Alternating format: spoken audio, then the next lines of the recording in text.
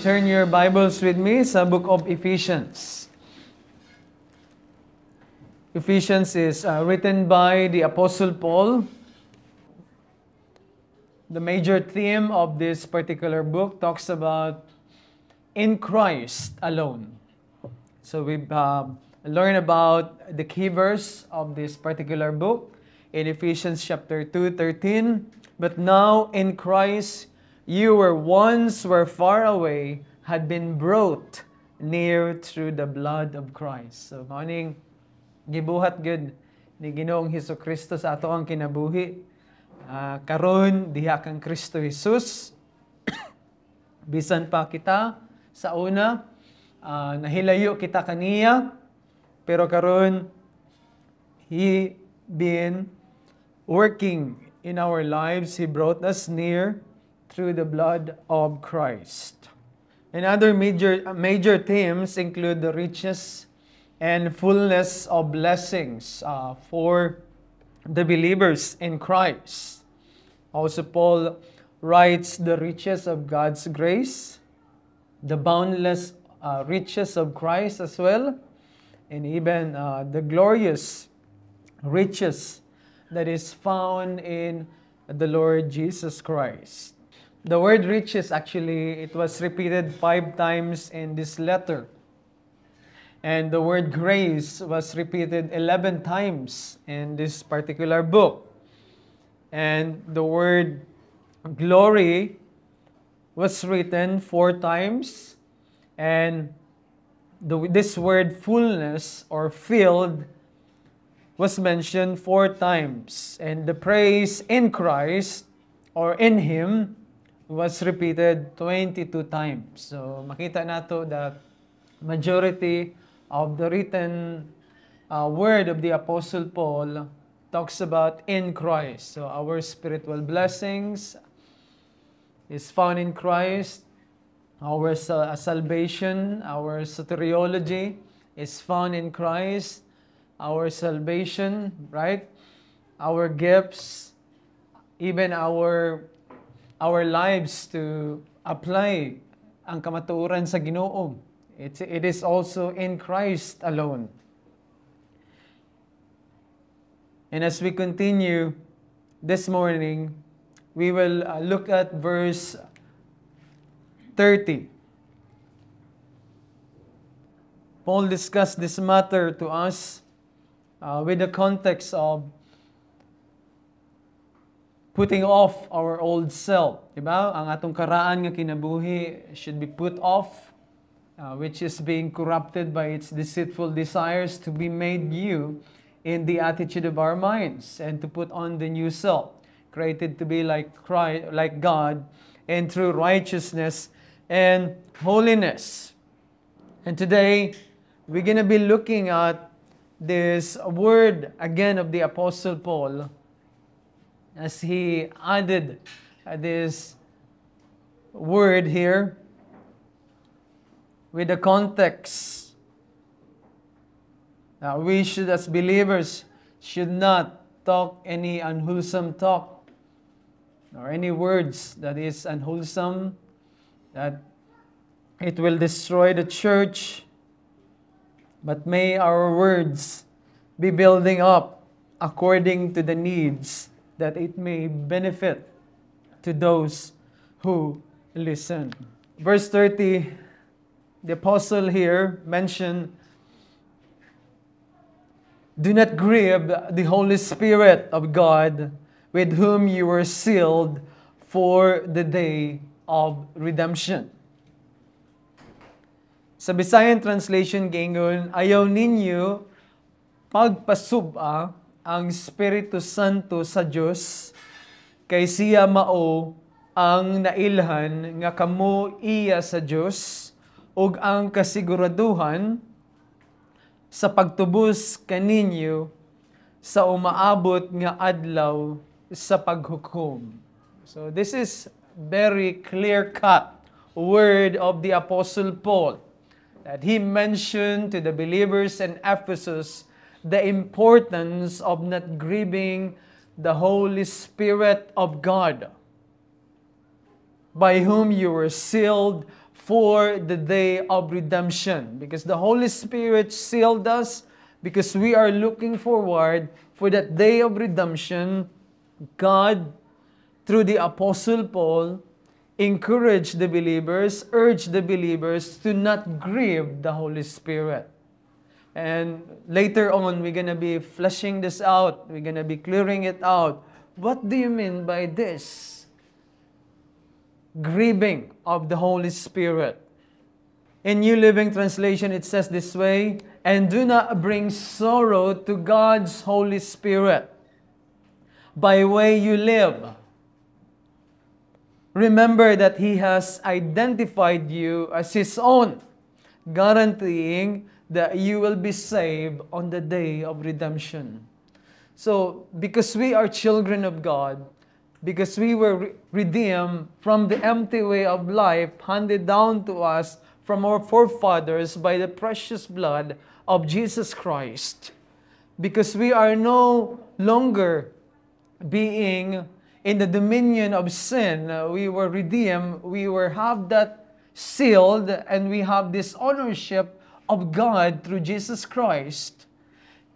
And we are prepared for that day of redemption. Now, this is our responsibility, that we should be very careful of how we live, of not grieving the Holy Spirit. Amplified Version makes it very clear. It says here, do not grieve the Holy Spirit of God, but seek to please Him, by whom you were sealed and marked, branded as God's own for the day of redemption. And this day of redemption is the final deliverance from the consequence of sin. Today, we have this status of being justified before God. And God is continually working in our lives, this work of sanctification in our lives. Because as children of God, God is continually working sa atoang kinabuhi. Not making us what we call righteous, because we are not righteous. We are all fallen short of God's glory. But God declares us righteous. And now when God declares us righteous, God is working in us and through us by the power of the Holy Spirit. And this word is that sanctification. And that is making us more responsive to the things of God, honoring Him through His words, serving Him in so many ways. And our lives became an instrument for His glory. As Paul the Apostle mentioned, do not conform any longer to the pattern of this world, but be transformed by the renewing of your mind. Then you will be able to test and approve what God's will is, His good, pleasing, and perfect will. So this is the work of God in our midst. And as we dive in here, the apostle mentioned, do not. I mentioned to you last week, in every word, do not, there is always a warning. This is actually warning us not to do such kind of thing, to grieve the Holy Spirit. Because the Holy Spirit of God is God Himself. He is a personal God whom we serve. He is the third person of the Trinity. I remember my son praying in the name of the Father and of the Son. Sa Cebuano, paningon siya, sa ngalan samahan, nga walay inahan. So, but the Trinity is, there is no inahan, no? Sa ngalan sa Amahan, sa Anak, sa Espiritu Santo, no? And of course, Christ Himself was born through the virgin birth of Mary. And this word, again, an admonition for us not to grieve the Holy Spirit. This will serve as a warning for each one of us. Actually, mao ni siyang pinaka-crucial sa ato ang kinabuhi. Kay kita giluwas na sa Ginoo, kay kita gitagaan ng kinabuhing walay katapusan sa Ginoo. Unsa man ang atong pagabuhaton in order not to grieve the Holy Spirit. And this word, grieve, means to be sorrowful. It means to feel deep emotional or physical pain. So we can see here the sentence of that definition that the Holy Spirit is a person. Amen? He has an emotion like us. As is used here in Greek word lupeo, means to afflict one with sorrow. You know, when our children disobey us, of course, they are inflicting us with sorrow, with sadness. And sometimes we ask God, why are my kids acting this way? They've heard God's word. We teach them the word of God. We prayed for them, and still they disobey us. And still they sometimes become rude to each other. And they're still, fighting, being unkind with each other. Sometimes it's good to have a lot of children, but sometimes there is an advantage. Disadvantage rather. And also, there are many advantages on that. Kaya kung isa lang imong anak, medyo mingaw pa ang balay. Pag abot og duwa og tulo sa imong anak, medyo saba na ang panimalay, no? Murag nakakanta na perminti si mama og papa. Sabot naman ang manganta perminti, no? Kaya dili na normal ang tingog ba, mo kanta perminti. You always sing, pero dili na worship. Ang imong ginakanta is pagpangasaba na.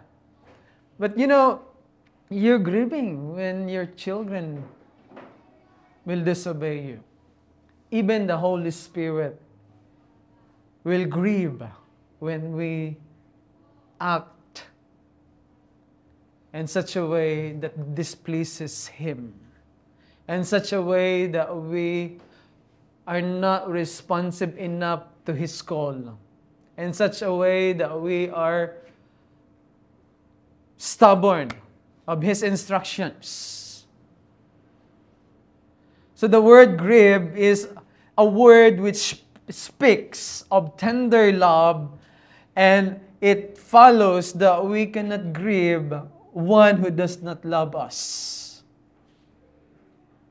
You may irritate other people of your annoyance, of your misbehaving, or your misconduct, rather. You make people mad because you are very annoying.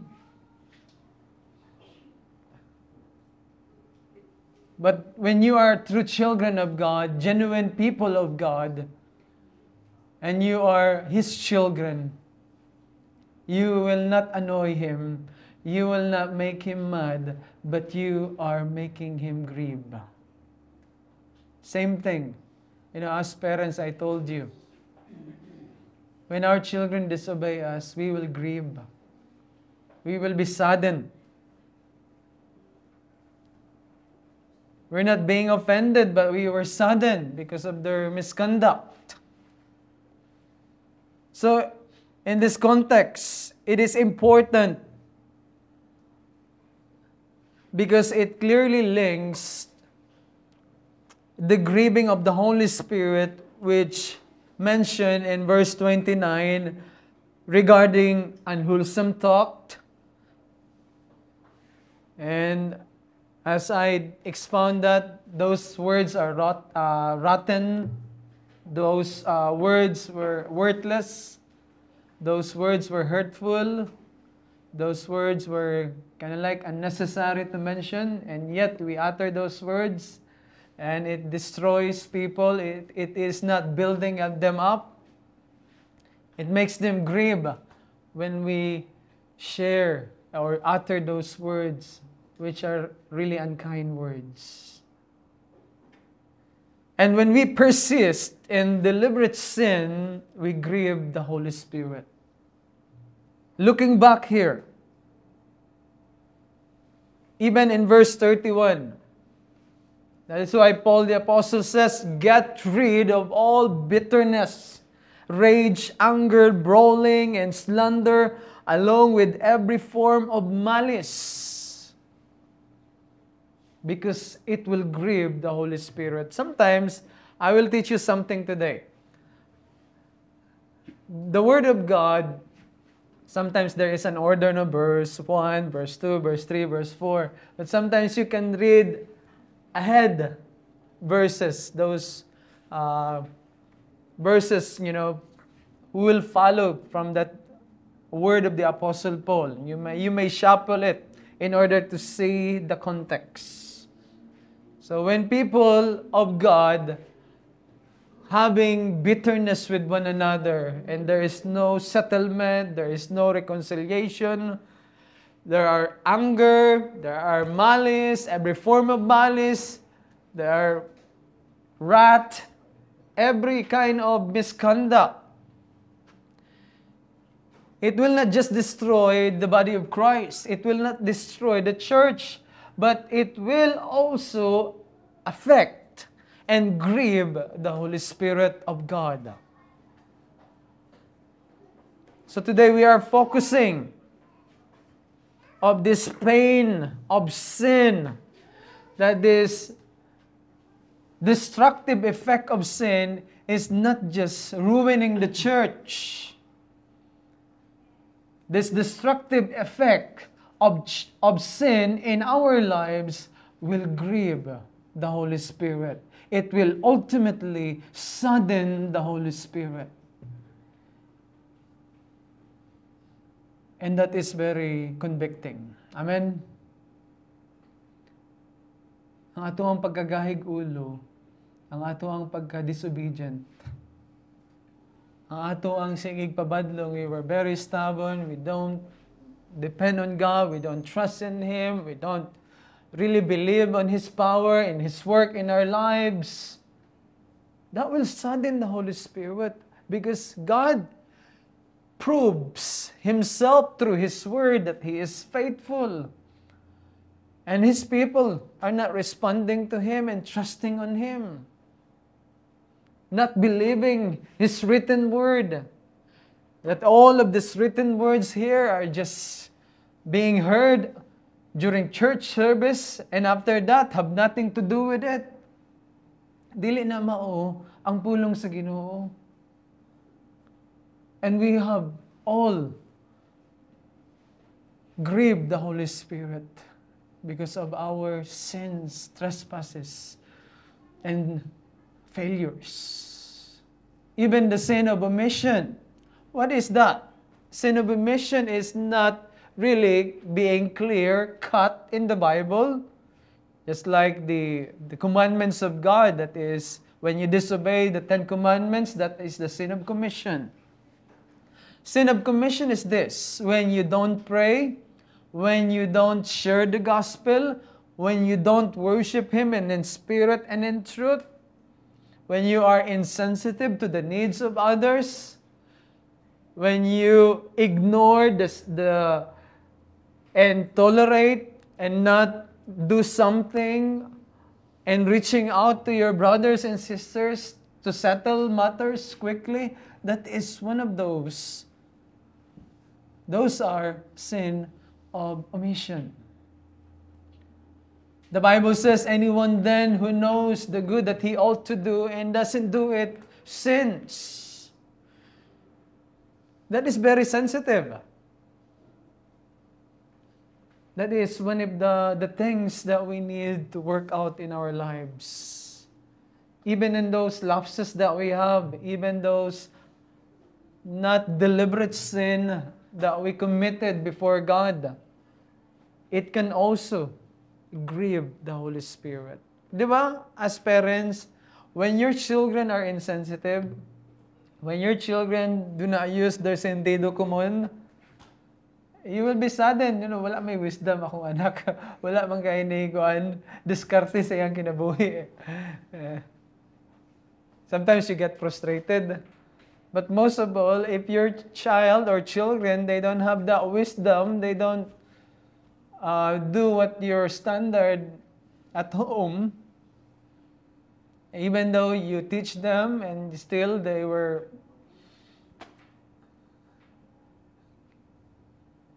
insensitive to those instructions, you will feel grieved. What's lacking? What needs to be improved so that they will be responsive enough to the instructions? So the Holy Spirit is grieved or pained by sin in context. Especially here, the context is, it's about our tongues. You know, this is reckless evil. If we are not taming our tongue, and no one can tame his tongue because the Bible says it is poisonous, it is totally reckless. We cannot control it except when we have the Holy Spirit. But still, we have the Spirit of God, and then we still disobey by way of saying unkind words that will not build up. It will destroy, makadaot sa abang tao. You know, we attack them with words, we gossip, we slander, we have bitterness, a lot of issues going on in our hearts. And when the Holy Spirit hear you saying that word, there's no CCTV, there's no one who can hear you except God Himself. What will be His reaction to you? What will be His feeling towards those words that you mention and utter against someone? Against your brothers? Against your sisters? Against someone else that you hated? This is, again, the deep emotion. This is the pain of the Holy Spirit when His people disobey Him. When people ignore His word and become so stubborn and deliberately disobey Him. That is why Paul says here, in a more general sense, this is an exhortation to cease or to abstain. This word to cease or abstain means to stop. To stop from anything and everything that grieves the Holy Spirit. Our flesh wants to continue, di ba? Our flesh wants to disobey. But the Holy Spirit says, you stop that. It's not pleasing to me. I am grieving every time you do it. Every time you deliberately sin against me, I am grieving. It is very painful to me. David Gusick said, there are many ways to grieve the Holy Spirit. We can neglect holiness and grieve the Holy Spirit. We can think in purely materialistic terms and grieve the Holy Spirit. You know, to become so materialistic, we can grieve the Holy Spirit when we don't have room for God's Word in our minds, that we fill up our minds all the material things we desire, and there's no enough room for the eternal things of God. We will grieve the Holy Spirit. That we become more interested of the things happening in the world, and we don't care about the kingdom of God. We don't care about sharing the gospel. We don't care about praying for our nation. All we care is to make money and make business and make our own agenda. And that will grieve the Holy Spirit when we don't participate in the kingdom's work. The fact that He can grieve, or we can grieve the Holy Spirit, shows again that the Holy Spirit is very personal. He is a person who takes care of us, who leads us and guides us in the way we should go. He is a very personal God who loves us, who cares for our lives. Charles Spurgeon, on grieving the Holy Spirit on this particular topic, he mentioned, I think I now see the Spirit of God grieving. He added, when you are sitting down to read a novel, during this time, novel pamanggod ang ginakabasihan sa tao. This is a very old traditional way of being busy, reading novel. Karon is kuan man sa atong ginabuhat. Scrolling novel. No, dili na kay newspaper, di ba? Ang ato karon social media, whatever, no? It's nothing wrong to really use social media. We can reach out to many because of social media. Even our services, praise God for Brother Derek, for his heart to help us. And it reaches to a lot of people, actually. And there's an impact of this ministry. As I continue, and there is your Bible and read. You read novel, you read sanang mga recent news, no? Mga sana kung sa Facebook pa. Nang bago ko nang fresh gani mo gawas. Mga trending mga trending, mga virals. Sometimes we're like that, especially with me. Almost on my Facebook are highlights of Lakers, highlights of NBA. I can memorize the statistics, triple doubles of players in NBA. But sometimes you have forgotten verses in the Bible. It get rusted. You become so interested of the things of the world. And there is really nothing wrong when you watch those. When you become, fanatic of basketball. But you have to really know the balance of that. I don't know what's your struggles. I don't know what's your imbalances. We have different situations in life. Even Spurgeon continues, perhaps you take down some book of troubles and you forget that you have got a more precious books of troubles in the book of Acts of the Apostles and in the story of your blessed Lord and Master. He added, you have no time for prayer, but the Spirit sees you very active about worldly things and having many hours to spare for relaxation and amusement or fun or enjoyment. And then He is grieved because He sees that you love worldly things better than you love Him. And that is very convicting. Amen? Sometimes during worship, we don't lift our hands, but during basketball, we lift our hands. Di ba? In America, football or basketball games, they always were very lively. There's so much fun pag during church services. Walay reaction ba? Not even responding to the message of God. Why is it?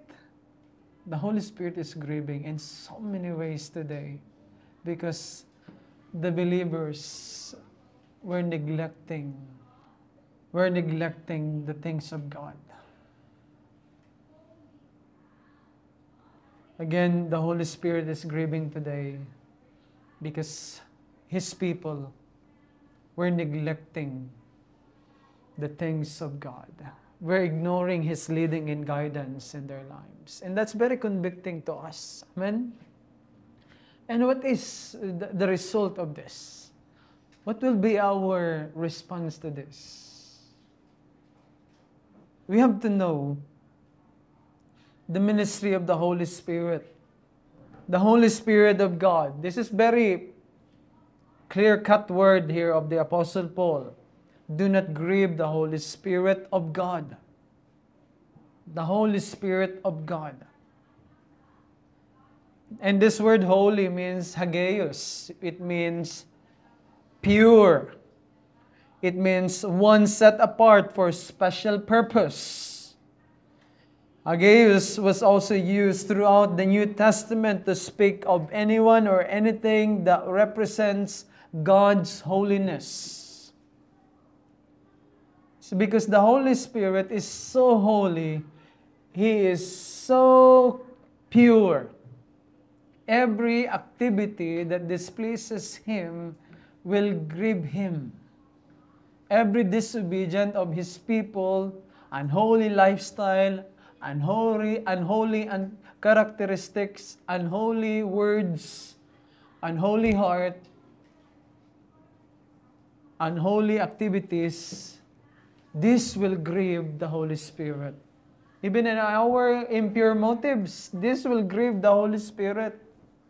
You know, what is our motives behind serving Him? What is our motives in doing this particular work that we have? Is it to bring Him glory, or just to fill up our pocket, or just to have money to gain and then have nothing to do with those in need?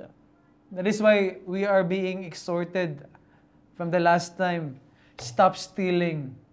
Instead, we must work in order for us to use our hands, so making it useful, so that we may be able to gain and help those who are in need. That's the purpose of working. It's not just for you. Amen? So when we, again, the context, when we just work for ourselves and don't care about the kingdom of God and don't care about those people in need, you know, our loved ones, there are many, we cannot really help everybody. Amen? You cannot really help. Kaya kung makahelp pata sa tanan, Ginoo na ta. Even God it's always in accordance to His will, no? Ang pagtabang niya. But He will help people. He will even help animals. He feeds them. He took care of them. That's why Jesus said, do not worry about your life, do not worry about tomorrow, for tomorrow it will worry about itself. But people of God today, we think as if God is not faithful. We think as if God is not taking care of us. We do it in our own. And that grieves Him because we're not trusting Him. Because He is holy. That's why you have to know who is grieving here. The Holy God, the Holy Spirit of God. Amen? It requires purity in us. You know, every imperfections, impurities, it makes Him grieve. That's why, you know, it's our desire is not, you know, we cannot be perfect, but at least we can learn from it and just walk in accordance to His will. Just abide in Him and continually allowing Him to bring that strong conviction within us, to bring that active work in His, and the leading of the Holy Spirit is actively working in our hearts that we may be sensitive to His leading and to His purpose and will in our lives. So the Spirit whom Paul mentioned is the Holy Spirit. And he designated, gifts. And even he mentioned a lot of the work of the Holy Spirit in and through our lives. Because He is loving and kind and friendly. The Holy Spirit is grieved. And He can be grieved because He is loving. And there must be love represent before there can be grief. And to check our lives to see if we are grieving the Holy Spirit or not, or pleasing the Holy Spirit, or makes Him glad. We need to really check our devotions every day. Are we reading His Word? Are we praying enough? And when we come here, do we have a joyful heart? Or are we being forced? Or maybe Pastor Edging will text me. Pagkumustahon ako kay sige na ako absent. That's not the motivation behind service. You're attending service. Amen? It's not because of me or someone else here. It's because we want to attend. We want to please Him. Dili ni para sa atoa lang, but this is ultimately the goal here is to worship Him in spirit and in truth, to grow in the grace and knowledge of our Lord and Savior Jesus Christ. And it's not for our glory, diba? The Bible says, to Him be the glory both now and forever. And everyone says, Amen. But it is not the ending yet. Every amen is an ending, diba? But it's not the end yet. So, we're going to be checking our lives to see if we are grieving the Holy Spirit or making Him glad. Another checklist here. Do you resist God on an emotional level? When we're being overwhelmed with emotions, do we resist His work, His sovereignty, work in our midst, in our lives?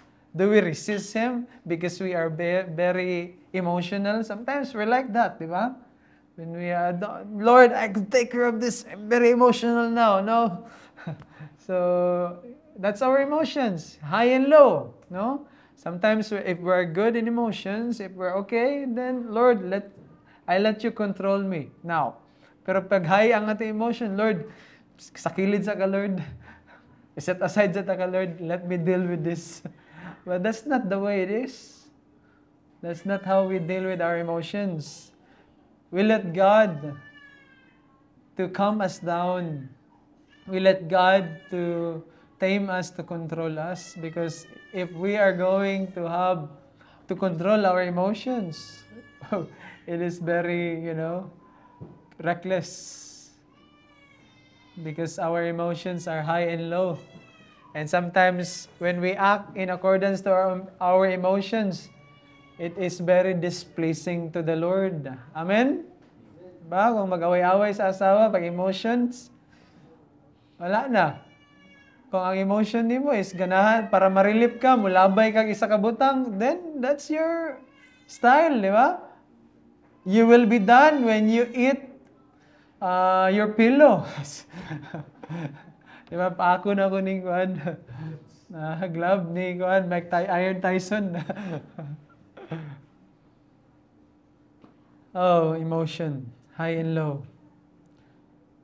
Or do you restrict the Holy Spirit, insisting He operates only as He has in the past? Or sometimes, are we full of pride? We are people who cannot deny that we have pride. Amen? We are people like that. Do not deny it. You're prideful. I am not. You're kidding me. Not a pride. Diba? Especially mag-away-away sa, whatever. People with high opinions, Sometimes I look myself a person with high opinions. And when my wife gives opinion, I rejected it because I am the boss. But, sometimes when your spouse, on the other hand, will give an opinion, you will just yield. Give way sa iyaha kay she's the boss, she's the wife, happy life. But that's not in accordance to the will of God. Happy life, happy wife, happy life, it's not biblical for your information. Amen? Kay it is not every day that it's her own way that she will be happy. Sometimes there is decision that she will not be happy, that I will not be happy. But we yield to the Lord's leading. Amen? So another thing, in the course of your day, do you remember God or do you forget God? So sa kadaadlaw natong ginabuhat, do we always involve Him or do we always allow Him to be part of my day? Moment by moment in life, in every moment in our lives, do we involve Him? And the things we do, Lord, this is my work. Bless the work of my hands. Please lead me and guide me, Lord. Whatever I do, diba? One of the favorite verses of the Apostle Hector, no? Whether you eat or drink or whatever you do it all for the glory of God. Apostle Vital Hector, do you know that he is an apostle? He is an apostle of today because he reaches out mong kayo. No? Apostle ba na? He that is sent. Pero dili ka literal apostle ha. 12 apostles lang. Do we involve God? So if He is not involved in our moment-by-moment work, na if we set aside Him, murag mo adto lang ta sa Ginoo ba nga, Lord, kailangan ta karon na, I need you, Lord. Oh, I need you. Every hour I need you. My one defense, my righteousness. Murag, sa kanta lang na siya appeal, no? Oh, I need you. Pero, diya sa ka, Lord, let me deal with this, no? Murag, kung anaon kasi mong anak, no? How do you feel? Sakit, no? Do you grieve when your children will act like that? Of course, I grieve. Same thing with the reaction of the Holy Spirit. That is why we need to always involve Him. He is part of our moment-by-moment dependency. Should be always our attitude before God. And then other things. Do you look at what God has provided and pronounce it insufficient? Sometimes when God provided things for us, when God supply our needs, we always think it is not enough. Why? Because we are very discontented people. Amen? Ginaamin ba nato na ang discontent, ha? Ha? Diba? If I have this, if I have that, I will be content. That is a lie. Bakak na siya. Ang tao walay satisfaction. Even as I don't know if I can remember the exact word. Paul Washer mentioned, if you will not be satisfied with one wife, you will not be satisfied with many women, because sin has no satisfaction. Amen? Kung dili ka kontento sa imong asawa, siya lang isa, dili jud ka makontento, di jud ka masatisfy, masking pagdaghan kag babae. Because sin will not satisfy you. Amen? It will not satisfy us. Relationship cannot satisfy us. You will always, if you look around, you will always see temptations out there. You know, many have fallen because of being satisfied. That is why even in God's provision, even in God's sufficiency sa ato ang kinabuhi, dapat makabalugid ta nga kung ang Ginoo nagasupply sa atong panginahanglan, He provided for us. Mingon kita, Lord, salamat sa imong provision. Salamat sa imong pag-provide sa akong kinabuhi. Thank you, Lord. Help me to learn to be content. You know, Paul the Apostle mentioned that. Do you know that? That he says, I have learned to be content because contentment is not natural sa atoa. You have to learn to be content. What will happen if His people are discontented? What will happen if His people is not satisfied with Him? Kung atong katagbawan dili sa Ginoo, kung atong katagbawan we think ang atong katagbawan is ang material nga bagay or unsang nata, unsa ang wala ta, makabot ta to, it's nothing really wrong when you really work hard and really have that decent work and decent life. It's nothing really wrong. But if you are just so possessive of those things that whatever you can earn that would bring satisfaction in you, you're mistakenly thinking that way. Because it will not satisfy us. The Bible says, blessed are those who are hunger and thirst for righteousness, for they shall be filled. Amen? Those are blessed when you are hungry for Him, you are hunger for thirst, and thirst for Him. You will be satisfied, you will be filled up. Ang sa kalibutan nga ato ang ginahuna-huna nga maato or maangkon o dili ta satisfy sa pag-provide sa Ginoo sa toa, that would grieve the Holy Spirit. You know, that is why Paul the Apostle says, I have learned to be content. Again, learning to be content is very crucial. Amen? Kaya dili na natural sa toa ang kontento. Another thing, do you worry?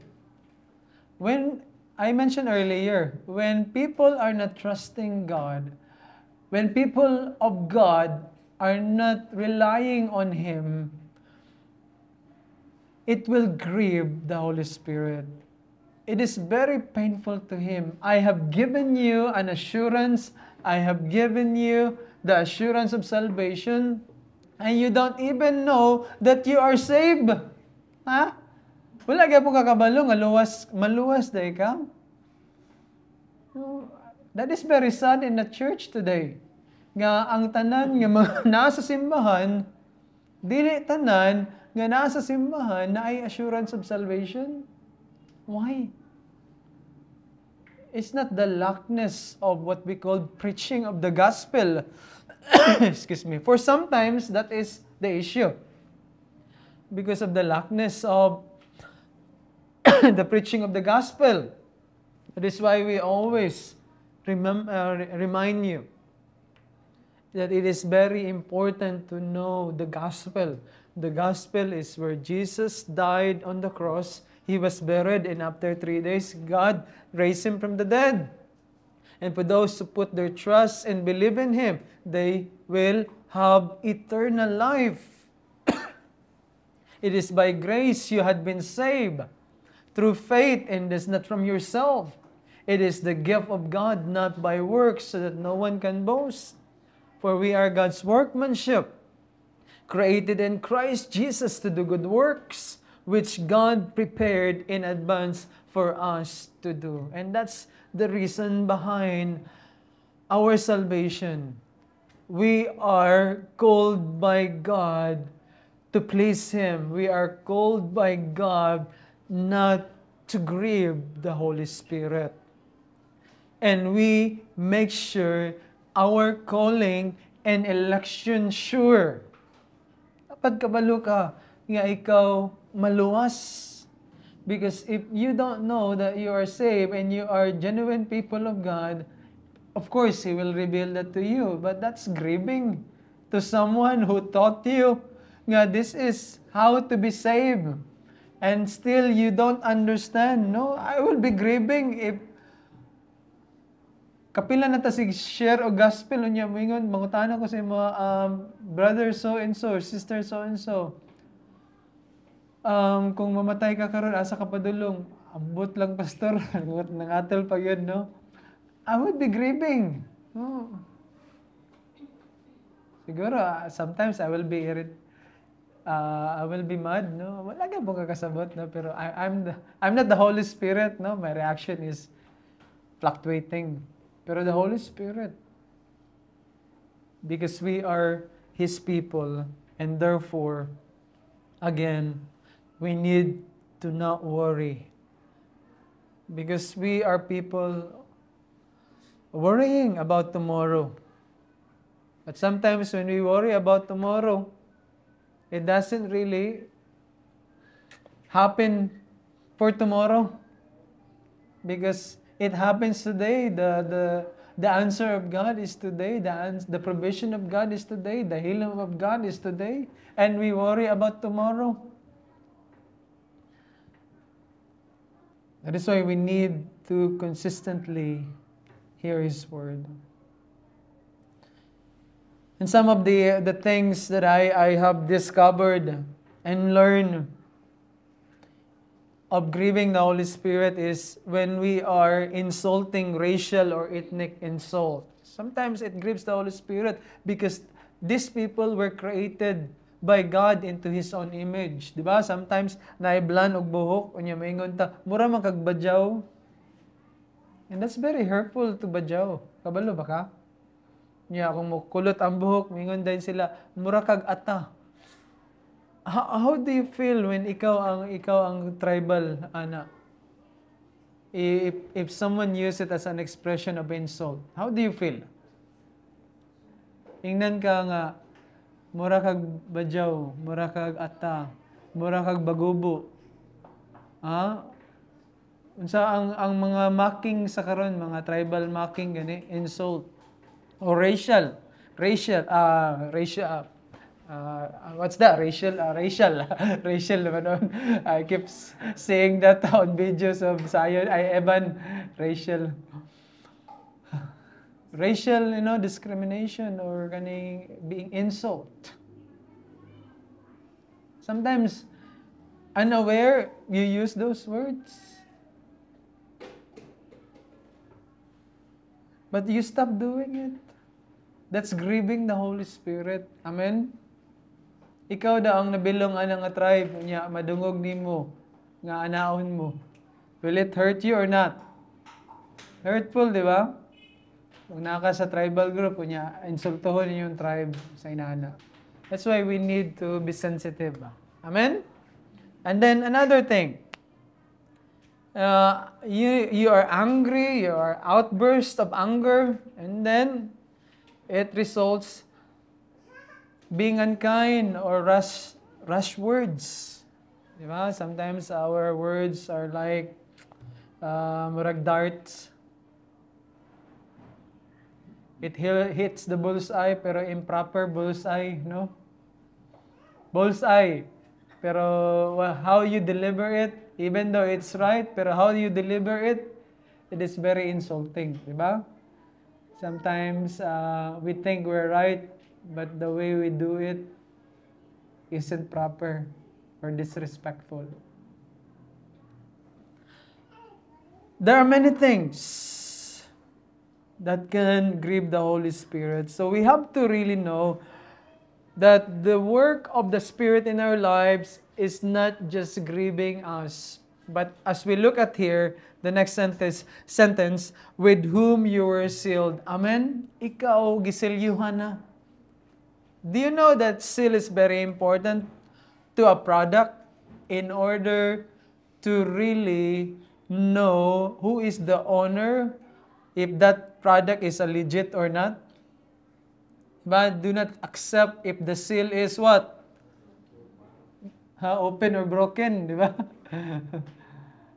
So that is what we call, in our perspective today, naagi sealed kita sa Holy Spirit. Actually, before the signet ring is one of the indication of a signet ring. I have my own signet ring, and I have my own, what you call this, design of that signet ring.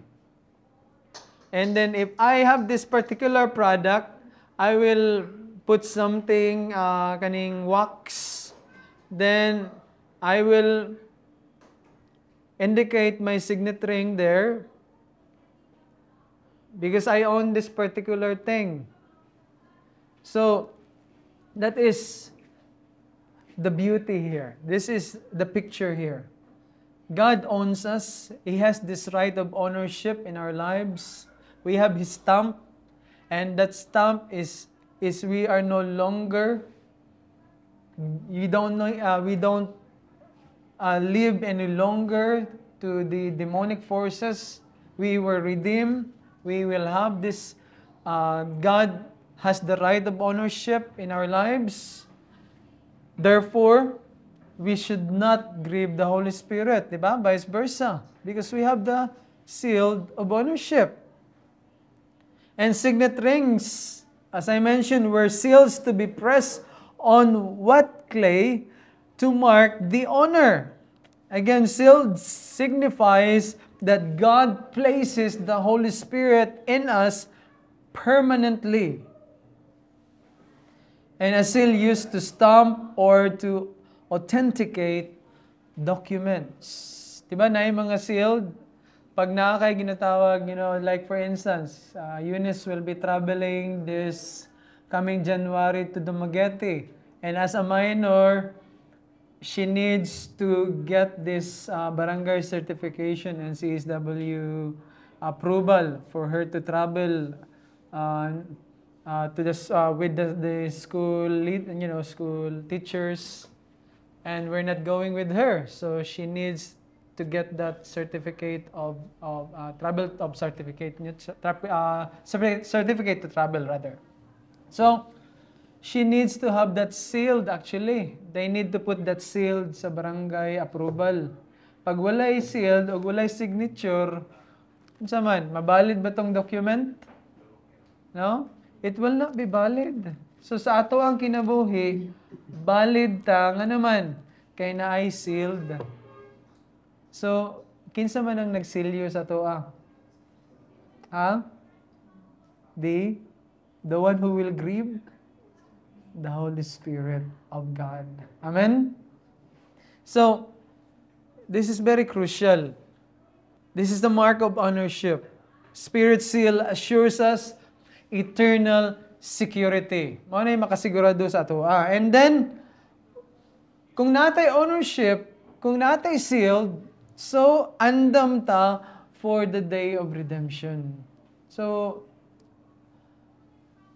we need to get ready for the day of redemption. Actually, redemption is the act of ransom and full.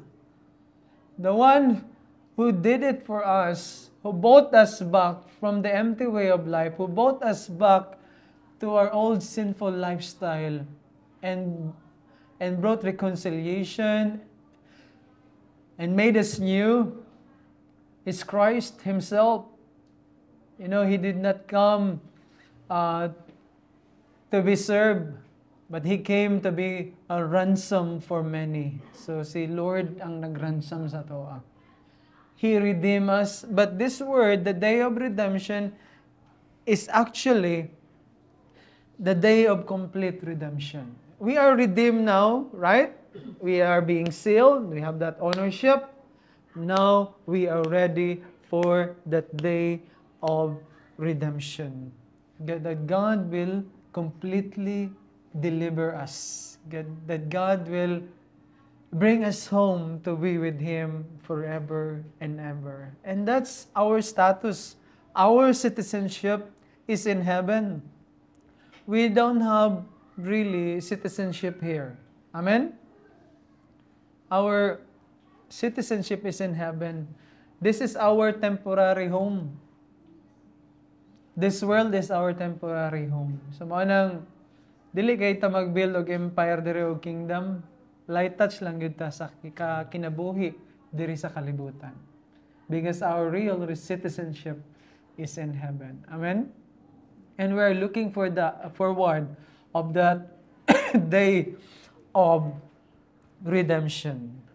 That is why the Bible says in Ephesians 1:13-14, we're almost done. You were also included in Christ as you heard the word of truth, the gospel of your salvation. Having believed, you were marked with Him with a seal, the promised Holy Spirit, who is a deposit guaranteeing our inheritance until the redemption of those who are God's possession to the praise of His glory. That is why in Philippians 3:20-21, our citizenship is in heaven. Amen? Ano ang imong citizenship? Di ba? Dili ka Filipino lang. Dili ka Amerikano lang or whatever nationality we have today, no? But you are citizens of heaven, from which also we eagerly, this word eagerly, expectantly, wait for a Savior, the Lord Jesus Christ, who will transform the body of our humble state into conformity with the body of His glory, at which time our redemption will be complete, or completed rather, and the exertion of the power that He has even to subject all things to Himself. So that's the day we are looking forward with. The day of redemption. Are we excited of that day of redemption? Lord, wait sa, I need to get married. Now, when you get married and your married life is hard, Lord, come, Lord Jesus, Maranatha. Mahangyo na kag-come, Lord Jesus. I wanna die, Lord, come. When your children are sick, sometimes, Lord, I hope it's the end of the day or end of the world. It's hard life here, Lord. Even the day of the redemption is very important for us, very crucial. Before I close, I just want to share this. Actually, this is quite a funny story. And I posted this on some of our GCs. Natoy isa ka, I don't know if he's a pastor or a Bible school student or simply a student. He said na my favorite verse before, when I go to school, he's not married yet, is Jeremiah 29:11. For I know the plans I have for you, says the Lord, plans to prosper you, not to harm you, to give you hope in the future. So he quoted some of it, and now he realized na ang kinabuhi ay daghag pagsulay, daghag mga challenges, karon isaka na lang siya bukid. I don't know sa iyang purpose pagsaka og bukid. Siguro pangwarta na lang niya. Niya na siya nga dili na daw niya favorite ang Jeremiah 29:11. Ang bago daw niya nga favorite nga verse katong kuana. Unsa to nga favorite verse niya? Oh, blessed are the poor in heart, for there's the kingdom of heaven. So mao na to. So pwede din nato na ma-change ang ang memory verse, no? Ang atong favorite verse. But that's not how we treat God's word. We need to believe every word of God. And of course, we have our life verses, right? We have our life verse. But we cannot really say, it's my favorite, and now it's not my favorite because life is hard. It's no longer applicable to me. Kaya di man day plano ang Ginoo sa maayo ang plano sa kuha. Because ang iyang plan to prosper me and to bless me, but that's not really the context of it. But I have no time to discuss the context with it. But I will just give you a takeaway. Ang context man gud ato, if you obey Him, if you walk in accordance to His will, you will be blessed. Not physically only. Ang blessing ng manggo dito is spiritual blessing. It will be really, you will walk in the Spirit of God. And as Christians, you have to always have that mindset. Now, when God is blessing you, it's not just about physical blessings. Amen? When God is blessing you, even, that's a good switch, actually. A good switch of, actually, ganing, favorite memory verse, blessed are the poor in spirit, where there's the kingdom of heaven. Pero, he doesn't know how to quote it, di ba? He mistakenly quote it. Kaya, because of frustrations in life, no? Kaya, wala man daw to niya na-claim tong kuhan. Favorite verse niya sa una. But that's not how you treat God's word. Ha? So, importante kayo nga, whatever is the leading, whatever is the will of God in our lives, we make sure that we please the Holy Spirit of God. And the Holy Spirit is grieving when His people are switching their favorite verses. Kidding. Diba? Importante kayo nga, you really embrace God's truth. Learn from it. Know the context. Learn the very heart of God. Know that He has purpose and will in your lives. Because in this world, as He promised, we will have many troubles. We will have many persecutions. We will have many afflictions. But take heart, Jesus said, I have overcome the world. Amen? It's not just about things we see, but things that will last forever and ever. That what really counts. Therefore, as Paul the Apostle urges here, do not grieve the Holy Spirit of God, for whom you were redeemed for the day of redemption. Amen? The Lord be with you, and the Lord may grant wisdom, the Lord may grant knowledge, that the Lord may illumine our hearts and mind, that we may actively respond to His purpose and will.